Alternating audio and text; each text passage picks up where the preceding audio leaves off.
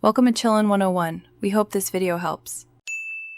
In this video, I will show how to program your Nissan Altima garage door opener.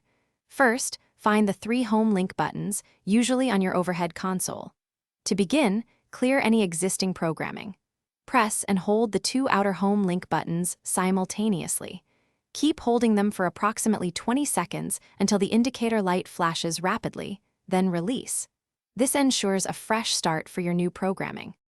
Now, grab your original garage door remote control. Hold it 1 to 3 inches away from the home link buttons in your Altima. Choose the home link button you wish to program.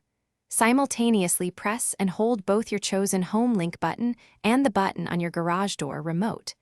Keep holding them until the home link indicator light changes from a slow flash to a rapid flash, then release. At this point, if your garage door opener uses a fixed code system, you are all set. However, many modern garage door openers use rolling code technology for enhanced security. If your home link indicator light is solid, you have a fixed code system. If it flashes rapidly for 2 seconds and then turns solid, you likely have a rolling code system, which requires one more step. For rolling code systems, you'll need to access your garage door opener motor unit. Locate the Learn or Smart button, usually near the antenna wire. Press and quickly release this button. A light will typically illuminate for about 30 seconds. Immediately return to your Nissan Altima.